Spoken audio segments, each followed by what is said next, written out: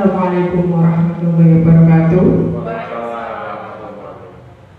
Untuk presentasi yang selanjutnya akan ada pemaparan materi dari narasumber ketiga kita, yakni Bapak Anjar Isnafadila, SPD MPD.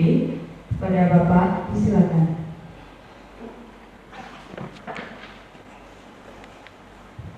Baik, terima kasih atas waktu yang diberikan kepada saya. Di sini saya akan memaparkan dua modul, yaitu tentang 5 posisi kontrol dan pembelajaran ke-6 tentang segitiga restitusi. Sebelum kita membahas ke materi yang akan saya sampaikan, mari kita sedikit fokus. Kalau saya dengar tepuk tangan, tepuk 1 kali, berarti tepuk tangan 1 kali. Baik, contoh sudah disampaikan oleh Pak Khairon sama Pak Fakih. Baik, tepuk 1 kali, tepuk 2 kali. Ternyata tidak fokus. Tepuk 2 kali. Betul. Saya ulangi lagi. Tepuk 1 kali, tepuk 2 kali, 3 kali. Yang nyuruh tepuk siapa? Saya nggak nyuruh tepuk loh yo. Nah, fokusnya kurang ya. Oke, itu mari kita berlatih fokus terhadap perintah. Kemudian ada sebuah permainan. Mungkin ini sering kali kita dengar di aneka cerita-cerita komik. Bagaimana cara kita memasukkan gajah ke dalam kulkas? Bagaimana Pak Heru? Wah, susah Pak, bayangin masukin gajah dalam kulkas. Ya. Masukin gajah dalam kulkas Pak ya? Iya. Kalau di TV itu bisa Pak, itu gambar stikernya itu ada gambar gajah, nah, di dalam kulkas itu Pak. Cuma stikernya aja, kalau gajahnya ini sulit untuk dibayangkan gimana maksudnya itu. Nah, itu. Ya, kita analogikan aja, dibuka pintunya, gajahnya dimasukkan, kemudian ditutup pintunya. Ya kan kita analogikan seperti itu. Nggak usah dibayangkan gajahnya benar-benar masuk di dalam kulkas. Nah, sekarang pertanyaan kedua. Bagaimana cara memasukkan jerapah ke dalam kulkas? Mungkin Pak Pur yang sudah pernah dengar.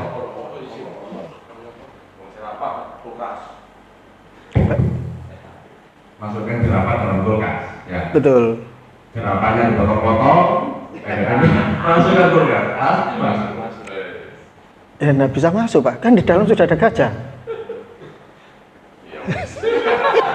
Mungkin Pak Arya ya bisa menjawab.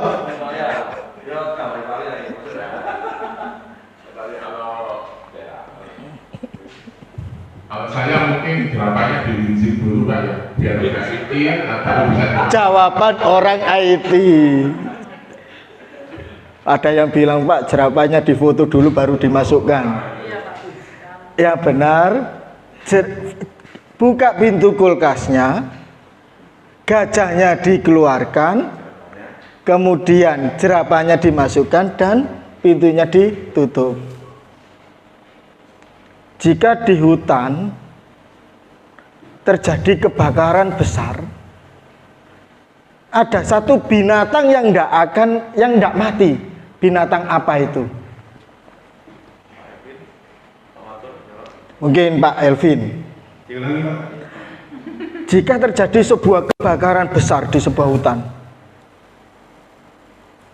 semuanya habis, tapi ada satu binatang yang nggak terbakar atau nggak mati. Binatang apa itu? Kenapa? Masih di dalam kulkas. Betul, berarti Pak Elvin fokus karena jerapahnya berada di dalam kulkas. Oke, itu kita berarti fokus. Ya, oke. Ya, sekarang kita membahas tentang 5 posisi kontrol. Semua guru ataupun orang tua selalu menginginkan anak-anaknya ke arah yang lebih baik. Selalu ingin anak-anak ke hal yang lebih baik. Tidak ada yang namanya guru ataupun orang tua itu menjerumuskan anak. Tidak ada. Tetapi dalam pelaksanaannya kita tidak sadar bagaimana kita menyampaikan hal baik itu kepada anak. Apakah itu akan menyakiti anak atau tidak? Di dalam sebuah penelitian itu dikelompokkan dalam 5 posisi kontrol. Ada hal yang membangun, ada hal yang membangun. Ada yang membangun, ada yang merusak. Mohon maaf. Oke, kita masuk ke slide ini. Di mana 5 posisi kontrol itu ada penghukum, ada pembuat orang merasa bersalah, itu hal yang identitas gagal atau yang merusak. Kemudian identitas berhasil itu ada teman dan pemantau. Kemudian identitas berhasil sukses itu adalah manajer.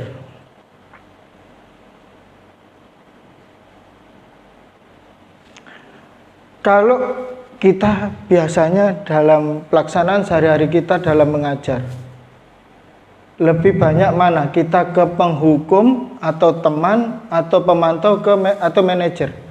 Mungkin Bapak Ibu bisa merasakan.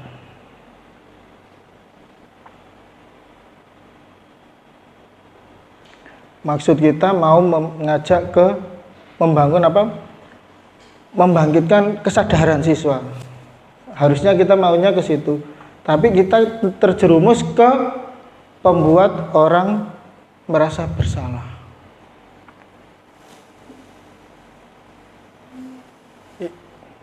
Baik, di sini ada beberapa contoh.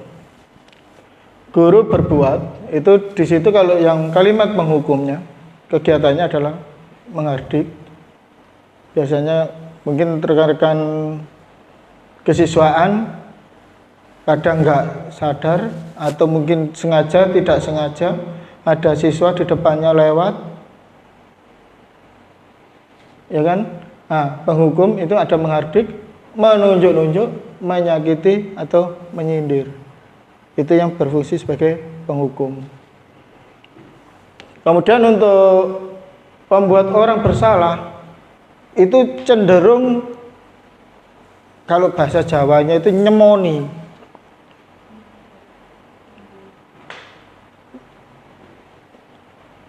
Nyemoni, nanti ada contoh kalimatnya. Di situ ada berceramah dan mengadakan, salah satu contohnya seharusnya ibu kecewa.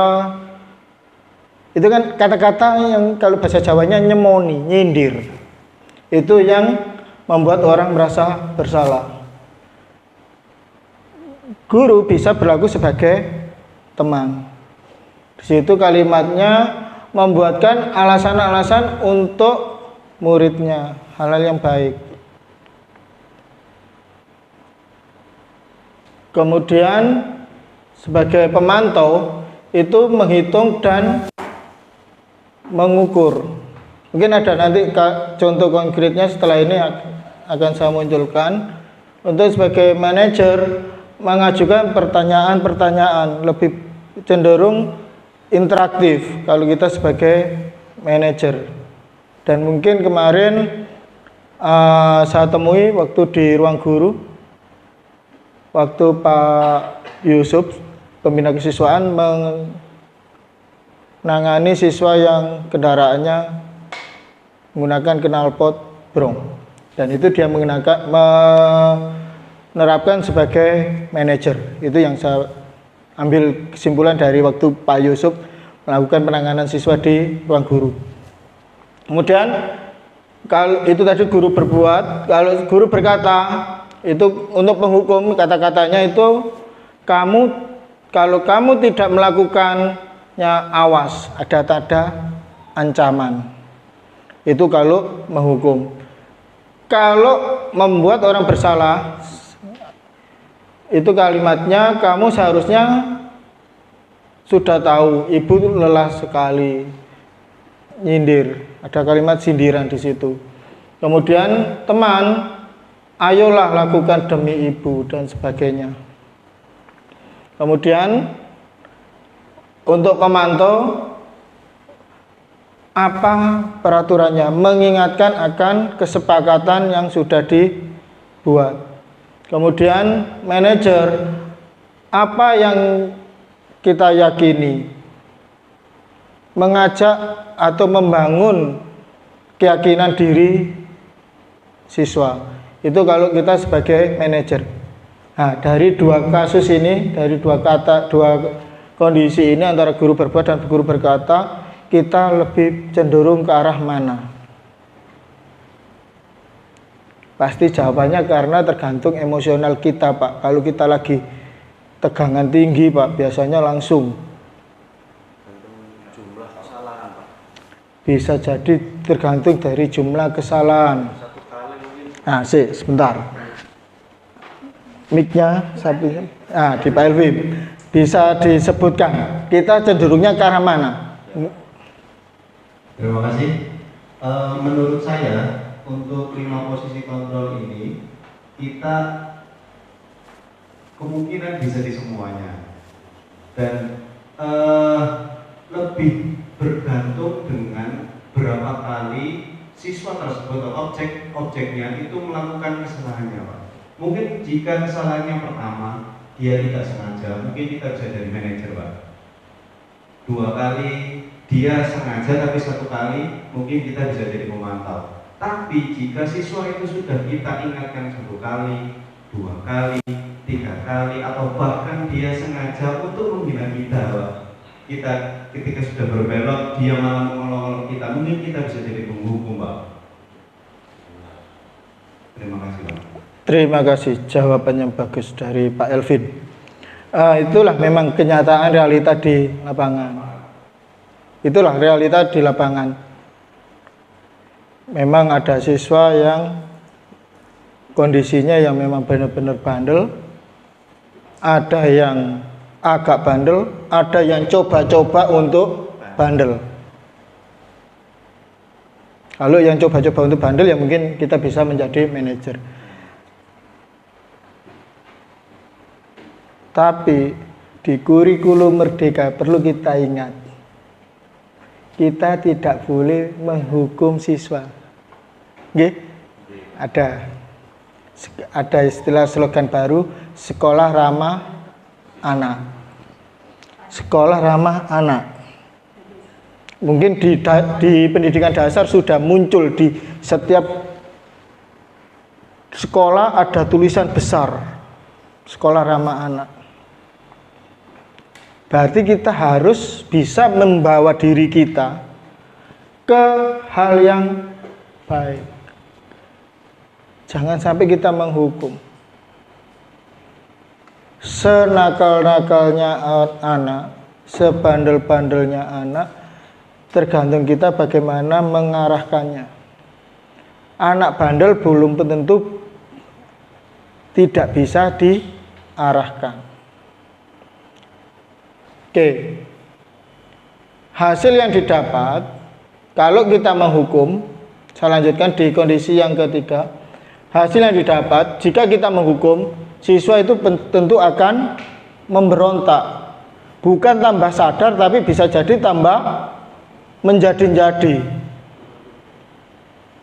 Itu kalau yang menghukum, hasil yang didapat. Kalau membuat orang merasa bersalah, sindiran tadi, hasil yang didapatkan adalah siswa akan cenderung menyembunyikan kesalahannya. Dia sadar dia salah, tapi masih dilakukan dengan cara sembunyi-sembunyi. Sebagai teman, hasil yang didapat, dia akan muncul rasa ketergantungan.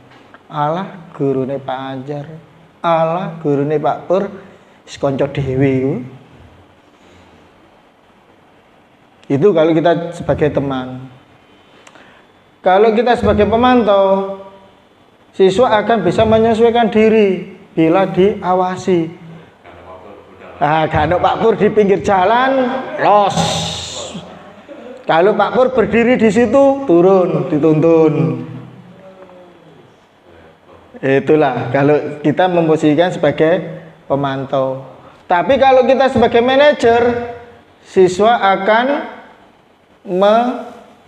menyesuaikan menguatkan pribadinya.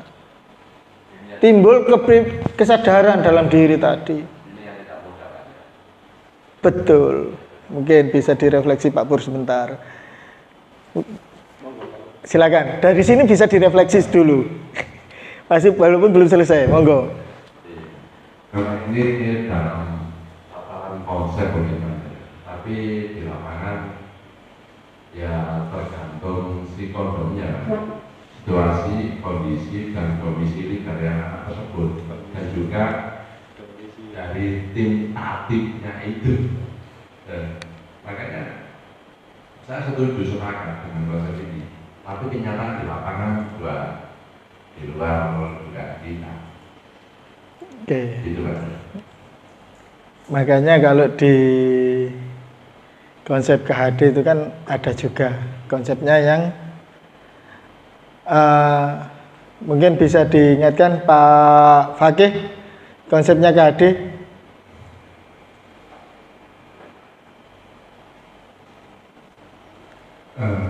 Iya Pak, konsep KHD yang pakai di apa nanti Pak? Yang berkaitan dengan menguatkan pribadi siswa, bahwa siswa itu berada di dalam kondisi yang beragam. Iya, jadi konsep dari Gajar Dewantoro terkait dengan siswa, bahwa siswa itu adalah pribadi yang unik. Jadi semua siswa itu punya ciri khas dan karakter masing-masing, dan masing-masing siswa itu punya potensi diri mereka. Di sekolah kita tinggal menguatkan karakter atau profil positifnya, kemudian menipiskan atau menghilangkan, mungkin tidak bisa sepenuhnya atau menghilangkan, tapi setidaknya mengurangi potensi-potensi negatif yang ada pada anak, sehingga anak nanti itu bisa menuju ke kebahagiaan dan keselamatan hidupnya.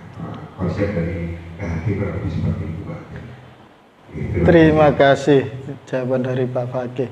Itu salah satu konsep dari KHD, Ki Hajar Dewantoro, bahwa siswa atau anak itu mempunyai pribadi-pribadi yang unik. Tergantung bagaimana kita mengolah agar bisa mengikis hal-hal negatif itu ke arah ke positif. Kita harus bisa mengangkat potensi-potensi siswa tersebut. Salah satu contoh aja. Siswa biasa berambut gondrong. Begitu disuruh ke sekolah harus berambut cepak. Itu sebetulnya diri siswa itu berontak. Diri siswa itu berontak. Ya kan? Aku pingin gondrong, aku dikongkon gundul. Kita nggak tahu potensi diri siswa itu apa. Mungkin dia dengan gondrong itu dia itu ingin menunjukkan eksistensi dia bahwa dia itu seorang rocker atau seorang pemusik. Kita nggak tahu potensi diri siswa itu. Pernah saya temui di salah satu sekolah. Dia memang budayanya sudah pasti cepak. Tapi ada 2-3 siswa yang berambut beda, dan itu diizinkan. Karena apa? Dia memang potensinya di situ. Dia memang seorang pemain band, sehingga kalau dia dibuat gondol mungkin menghancurkan potensi diri dia sendiri. Dia kan biasanya udah main band, kondisi berambut gondrong dan sebagainya. Begitu disuruh itu, dia mungkin males. Secara nggak sengaja kita membunuh. Oke. kembali ke contoh tadi bahwa semua siswa itu pasti punya potensi.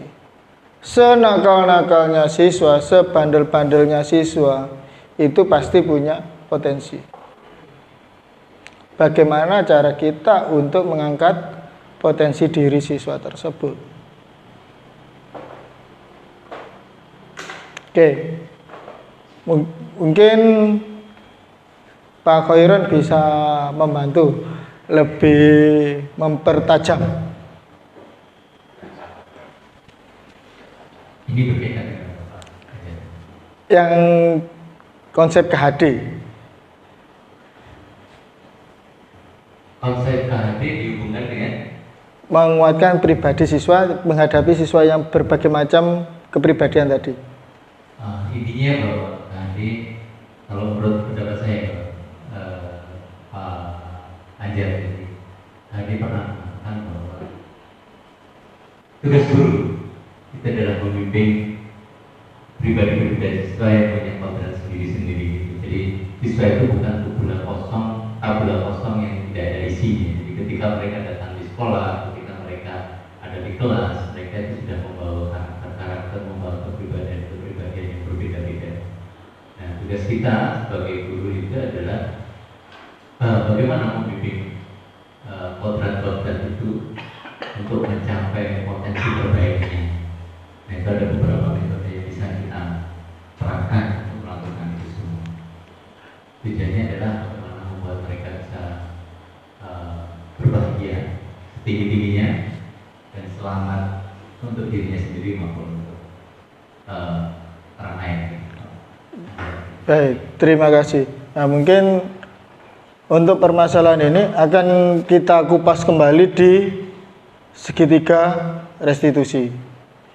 Ya, mungkin tadi itu sudah diuraikan sama Pak Khairon sama Pak Fakih.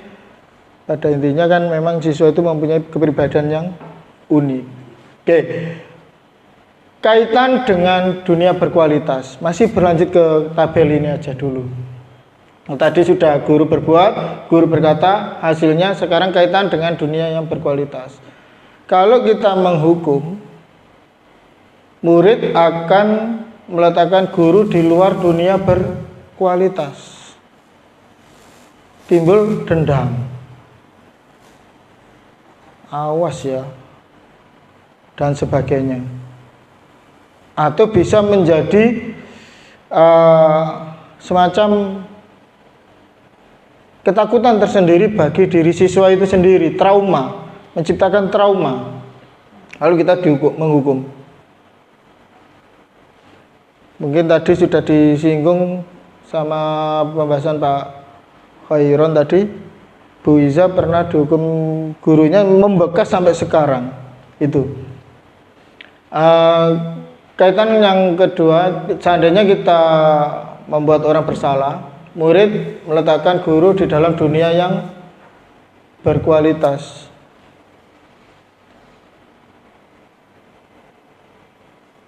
Maksudnya adalah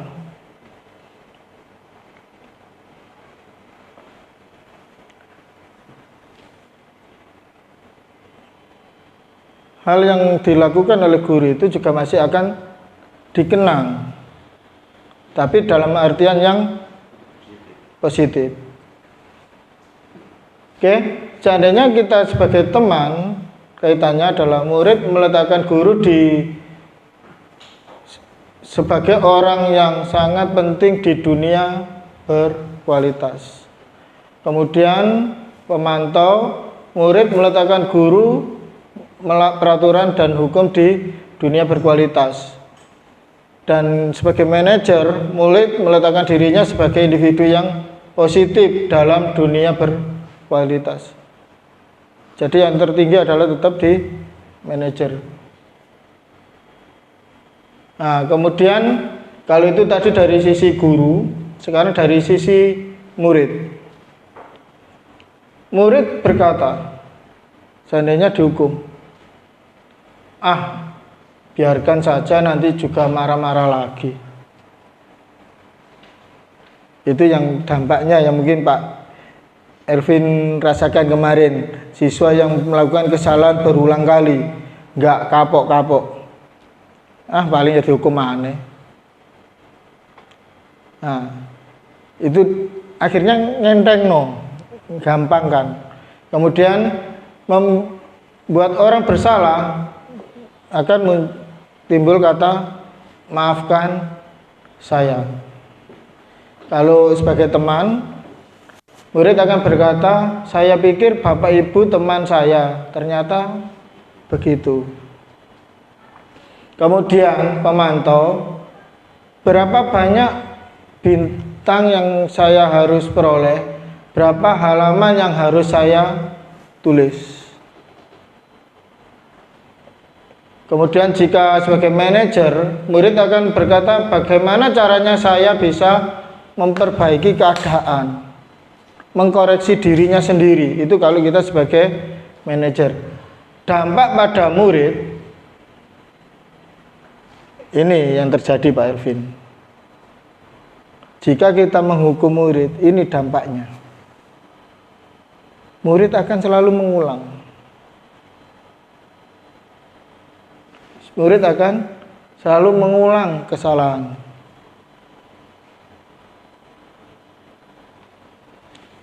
Kemudian jika membuat orang bersalah, murid akan merasa rendah diri. Kemudian jika sebagai teman, murid tidak akan mandiri atau timbul ketergantungan. Jika kita sebagai pemantau menitik beratkan pada sanksi atau hadiah yang diberikan untuk dirinya, jadi mengharapkan penghargaan. Kalau kita sebagai pemantau, itu yang dirasakan oleh murid, atau mengharapkan pujian. Kalau sebagai manajer, dampak pada murid mengevaluasi diri, bagaimana cara memperbaiki diri.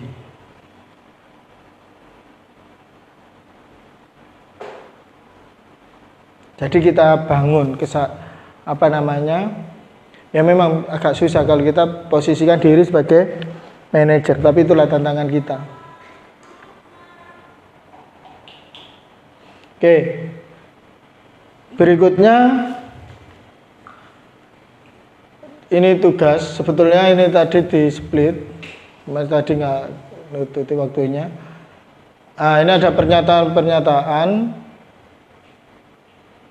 Saya kecewa sekali dengan kamu. Itu yang siapa yang menyatakan, itu membuat orang merasa bersalah. Ada kata-kata kecewa sekali. Kemudian kamu tidak pernah benar melakukannya. Itu berarti kita sebagai penghukum.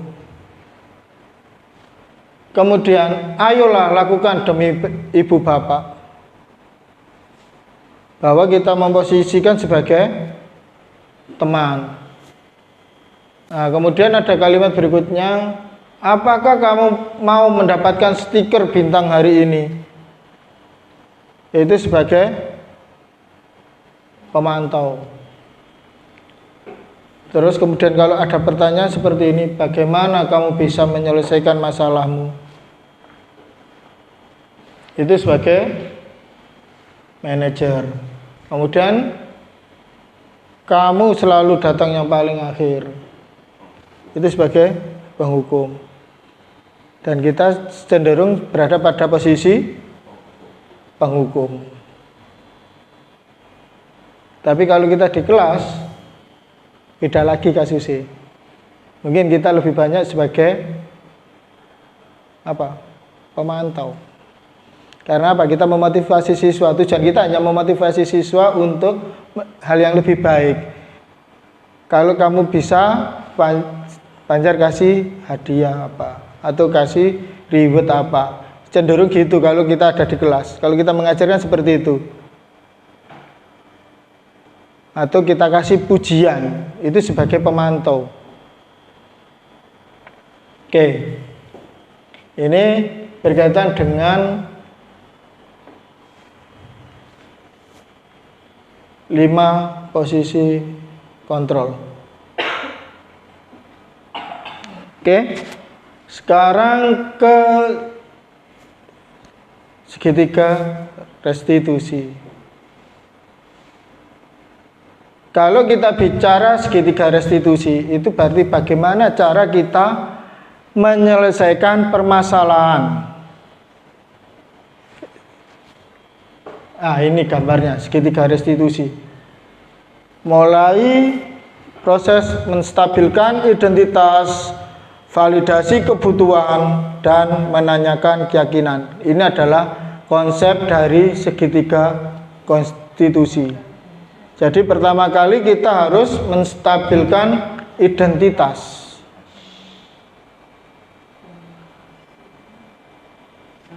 Kemudian memvalidasi kebutuhan. Nah, mungkin kalau di sini ada kalimat contohnya di sini. Oke, mungkin di slide berikutnya akan lebih jelas mengenai menstabilkan identitas. Ini berfungsi untuk membuat anak yang merasa gagal karena berbuat salah menjadi positif terhadap dirinya. Kemudian guru itu berkata, berbuat salah itu hal yang manusiawi. Tidak ada manusia yang sempurna. Bapak Ibu juga buat salah. Kita pasti menyelesaikan masalah ini. Bapak Ibu tidak tertarik untuk mencari tahu siapa yang benar, siapa yang salah. Bapak Ibu lebih tertarik untuk menyelesaikan masalah. Kalau kamu menyalahkan dirimu sendiri terus-menerus, apakah kamu bersikap baik pada dirimu sendiri? Nah, ini adalah kalimat-kalimatnya. Yang berfungsi apa? Menstabilkan identitas ini untuk mengembalikan dari siswa yang awalnya merasa bersalah menjadi netral lagi. Karena kalau kita membuat siswa merasa bersalah, itu juga akan melemahkan siswa itu sendiri. Tadi dicontohkan bisa menjadi siswa itu minder.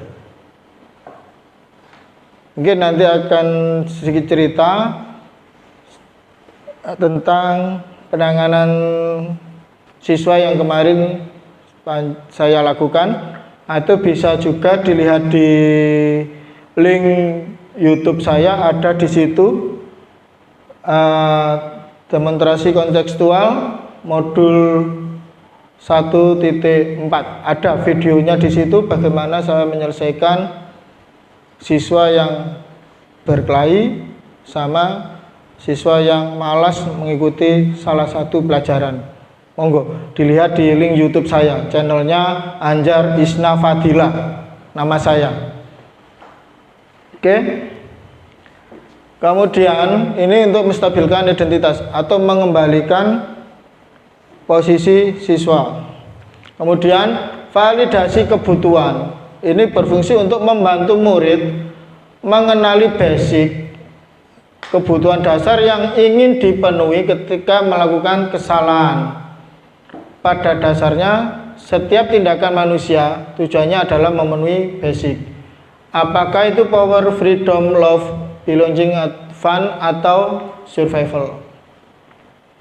Nah, kalimat guru untuk memvalidasi kebutuhan, kamu bisa saja melakukan hal yang lebih buruk, tapi kamu tidak melakukannya.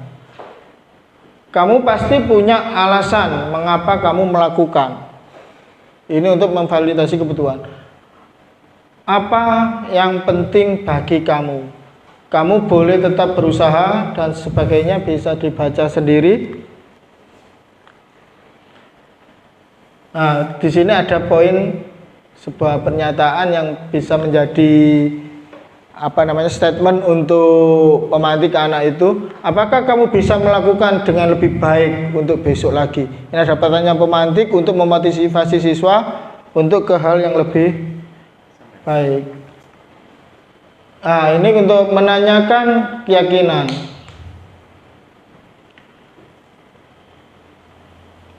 Anak melihat kesalahannya dihubungkan dengan, mohon maaf,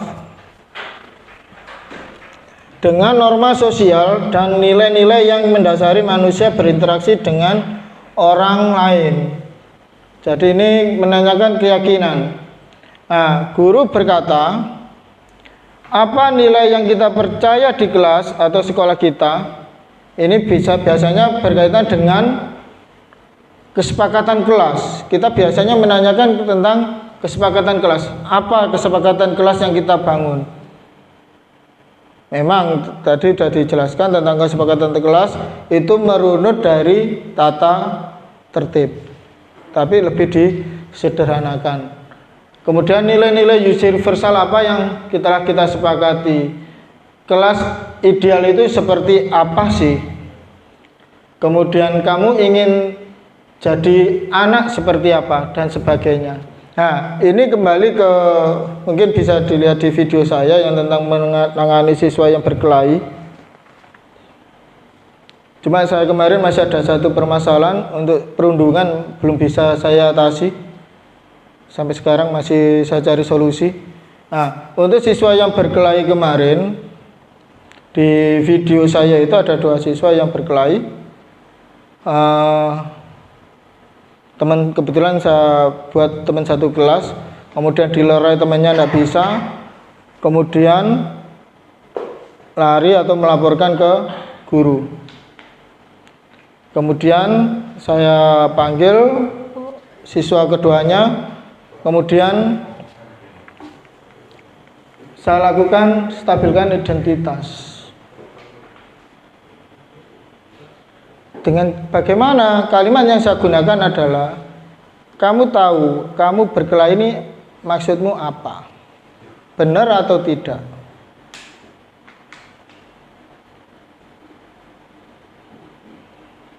Kemudian apa untungnya kamu berkelahi?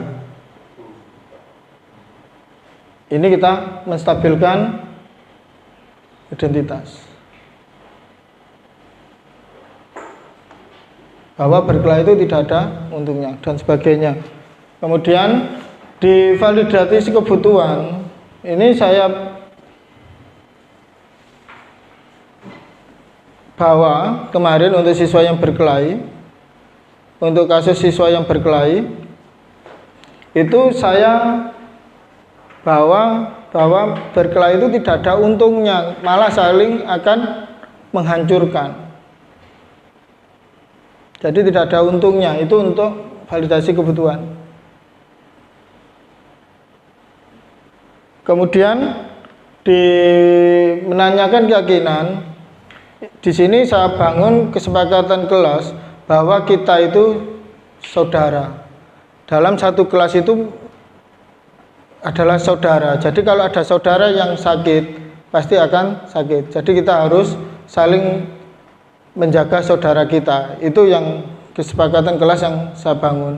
Dan akhirnya 2 anak itu yang berkelahi menyadari kesalahannya, bersalaman dan berangkulan. Nah, mungkin di antara Bapak Ibu ini ada yang punya cerita lain, pengalaman penanganan siswa kalau menggunakan segitiga restitusi. Nah, mungkin di sini saya nunjuk. Nah, kalau saya tunjuk gak enak. Mungkin ada yang mau bercerita bagaimana menangani siswa kalau kita menggunakan segitiga restitusi. Oke, silakan Pak Heru.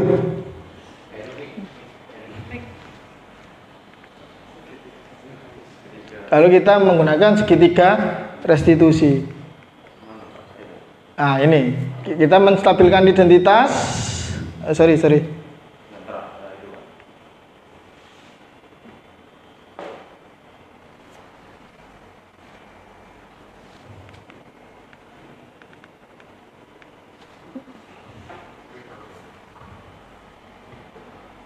Pak Khairan bisa dibantu?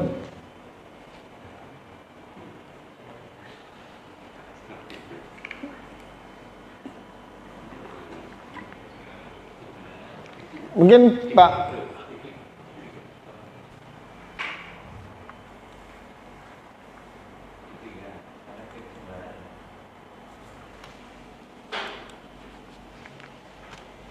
sudah?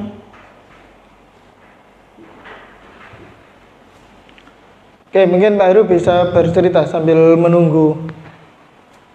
Masalah restitusi lagi Pak. Oke, penanganan siswa dengan menggunakan segitiga restitusi. Mana itu Pak? Saya dulu Pak, untuk model segitiga restitusinya itu lagi.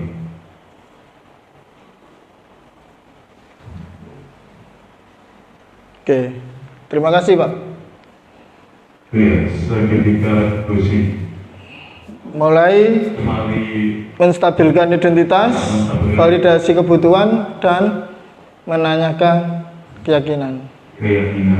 untuk Mungkin dilihat dari kasus yang pernah Pak Heru tangani di siswa. Kesiswaan itu memang berbagai macam masalah siswa ya, berbagai macam. Cuman yang lebih banyak itu untuk permasalahan di kesiswaan itu, yang pertama itu masalah telat ya, kedisiplinan ya, datang terlambat. Tapi sudah mulai akhir-akhir ini itu sudah ada, karena sudah aturan sudah ditetapkan. Tapi mungkin ada yang terlambat ya 1-2 gitu Pak ya. Mungkin yang sering itu masalah siswa yang di sekolah jari-jariannya itu jarang masuk Pak. Ya, ini salah satu contoh aja yang bisa diangkat Pak Heru. Kebetulan saya jadi wali kelasnya di kelas 11 itu. Anak ini kok jarang masuk gitu ya. Terus saya konfirmasi Untuk menstabilkan identitas dulu. itu, saya konfirmasi ke orang tuanya Pak. Saya komunikasi ke orang tuanya, saya cross check. Anak ini kenapa kok Bu jarang masuk Bu? Ternyata dia itu di sekolah, di rumah itu berangkat ke sekolah tapi nggak nyampe ke sekolah gitu Pak. Itu permasalahan Pak, bukan menstabilkan identitas. Kalau menstabilkan identitas, kenapa berangkat ke sekolah tidak ke sekolah? Kenapa?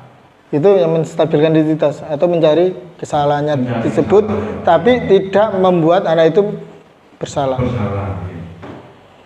Ya solusinya kita stabilkan identitasnya itu, anaknya itu kita tanyai kenapa kok kamu nggak sekolah itu wong sudah dikasih uang saku 3 bulan aja nggak mau gitu. Ternyata memang anaknya memang luar biasa Pak anaknya ini. Setelah itu akhirnya dia masuk lagi. Setelah kita komunikasikan sama orang tuanya, kita beri motivasi, masukkan anaknya masuk lagi gitu Pak. Itu dari segi Memberikan motivasi itu masuk ke validasi kebutuhan. Dia sebetulnya apa yang dicari dengan dia tidak datang ke sekolah, padahal dia jelas-jelas berangkat ke sekolah. Itu pertamanya kan kita menanyakan, kenapa kamu kok nggak ke sekolah? Kemudian apa sih yang kamu cari dengan kamu tidak datang ke sekolah? Validasi kebutuhan, bahwa sekolah itu sebetulnya gini, kita tunjukkan fungsi penting sekolah. Terus membangun, menanyakan keyakinan. Tanyakan keyakinan kamu itu kan lihat orang tuamu dulu.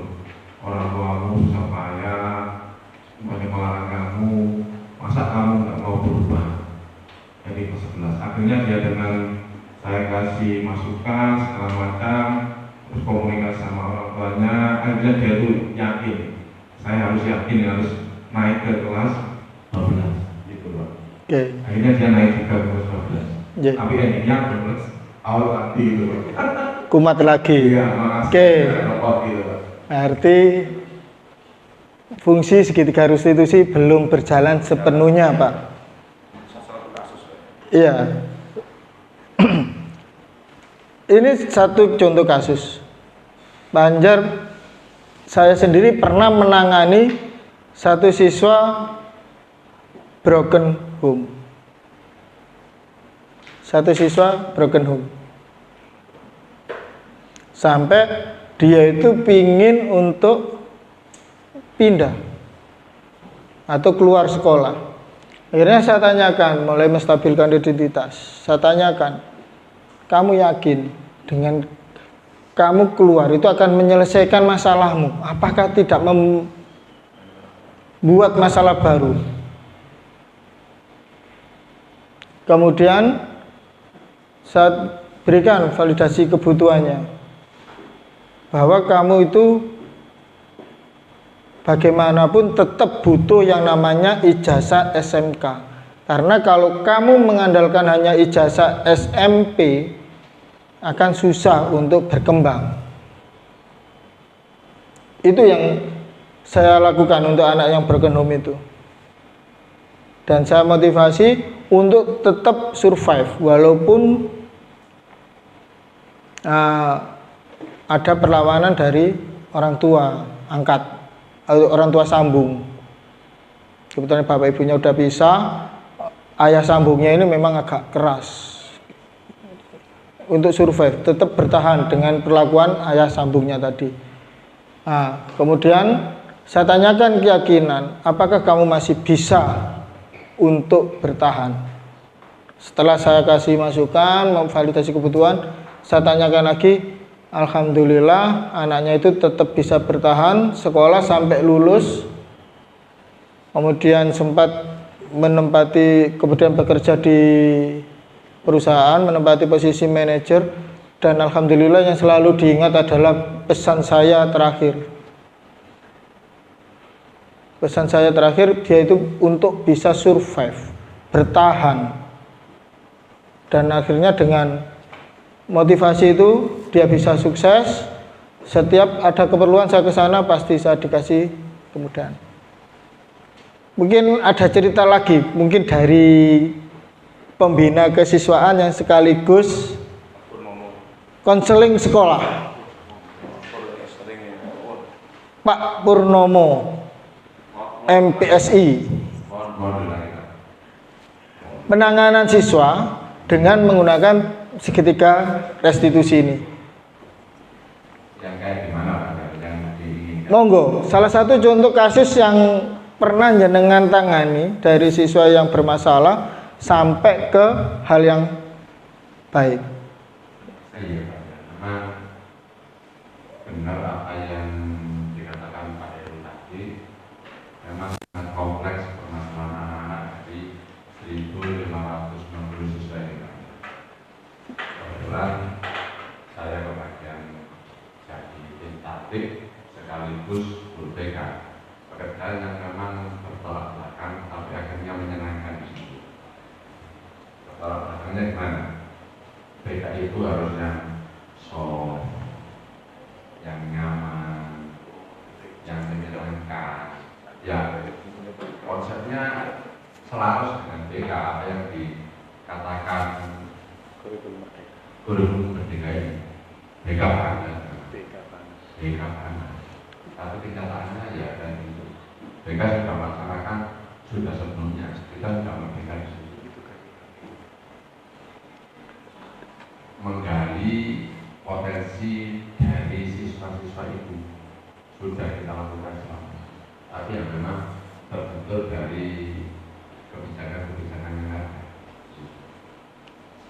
Kalau kita memang benar-benar mendidik, melakukan itu semua, memang luar biasa.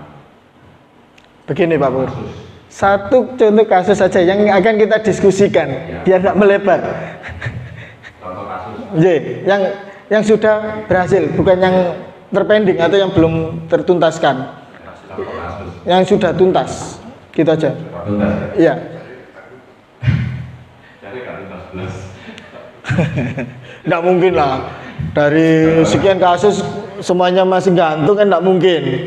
Nggak mungkin. Pasti ada yang sudah bisa bertobat. Kapan hari memang ada yang salah lihat gitu aja.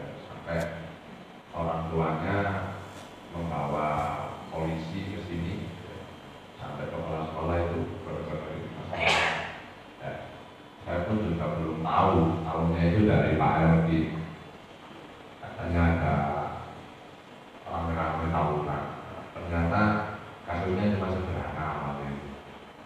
Yang senior mengingatkan yang junior, tapi yang junior salah ngomong. Yang junior salah ngomong, akhirnya yo awalnya dodol tak tuku.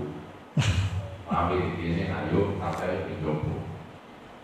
Di luar ambil tawuran karena terus sampai berdua gara-gara ujung-ujungnya orang tuanya datang ke sekolah ke BK dengan marah-marah langsung ada polisi langsung menuju ke kepala sekolah. Saya nangani orang tuanya yang lama. Nah kebetulan akhirnya endingnya ya jadi keluarga. Kenapa jadi keluarga? Bapaknya saya undang, hari ini harus selesai. Ngomong-ngomong ketemu, bapakmu ngerti aku, bapakmu tuh lurah. Bapakmu tuh lurah. Aku wong gak tahu begini. Ayo tanding ayo begini. Aku harus polisi. Saya duduk di situ, yo pengen ini masalah sederhana, kasus sederhana sampai membawa polisi. Ya sudah, kamu sudah terlanjur. Ya. Ngomong bapaknya, orang tuanya oke, anaknya juga oke, tapi masalahnya sudah keburu di polisi. Oke. Yang ujung-ujungnya Berarti ya ke polisi. ya harusnya kan bisa distabilkan dulu identitasnya dulu. Harusnya distabilkan dulu identitas, ya kan? Mungkin dari dua anak yang berkelahi tadi kita damaikan dulu. Maksudnya bukan kita damaikan, kita ajak bicara dulu. Tapi karena keburu emosi, keburu keluar, akhirnya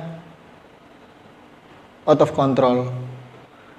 Akhirnya terjadi crash di luar sampai berujung ke kepolisian. Walaupun akhirnya keyakinannya timbul dan akhirnya bisa damai.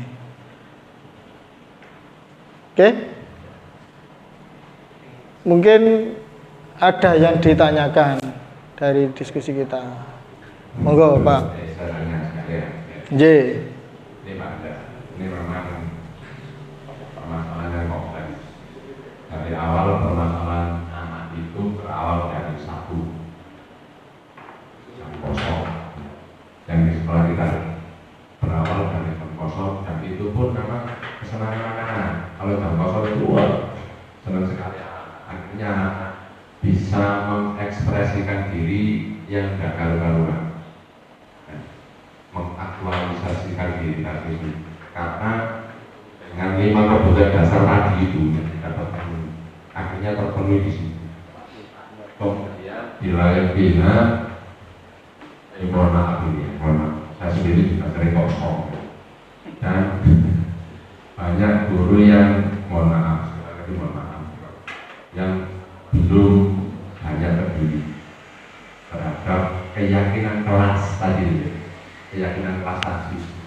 Aturan sudah kita tegakkan di situ, aturan sudah kita tegakkan, tapi sebagian guru ya sekali lagi mohon maaf, banyak yang belum peduli.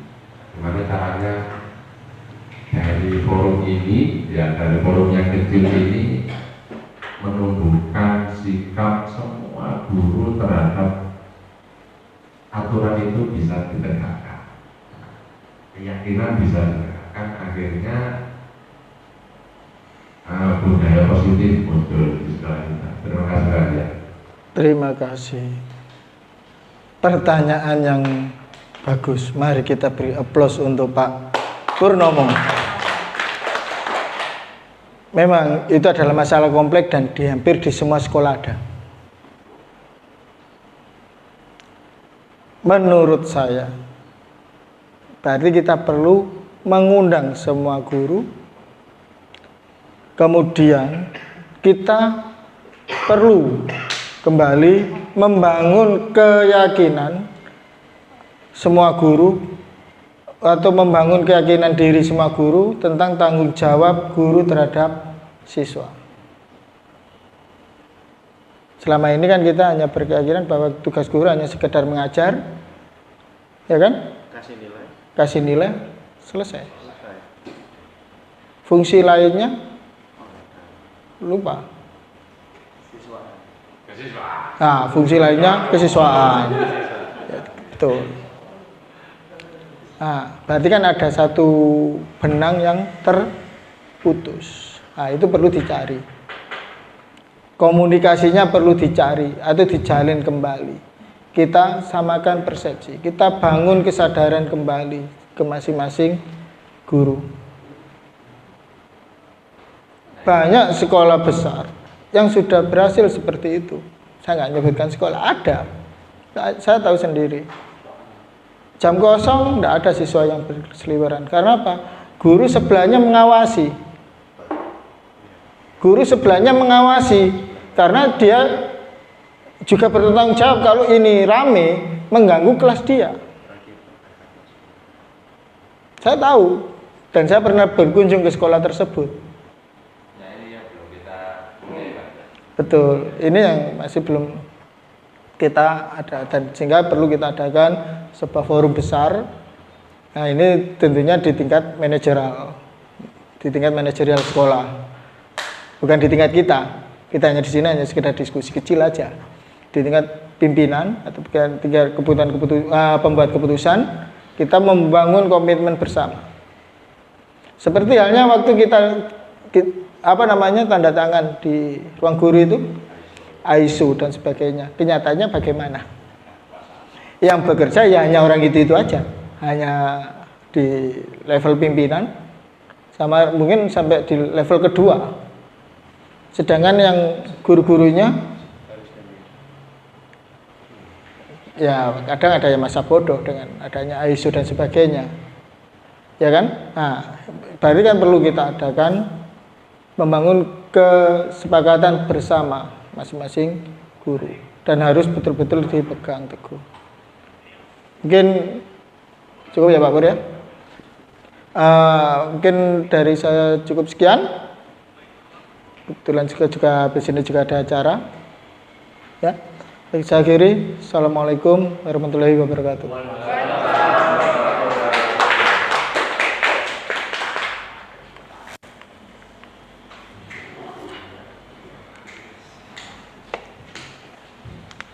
Jadi terima kasih Bapak. Terima kasih Bapak Ajar atas materi yang kami sampaikan.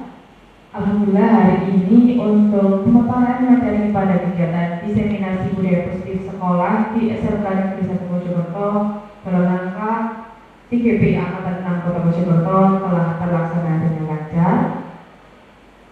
Mari kita tutup acara ini dengan mengucapkan hamdalah. Alhamdulillah.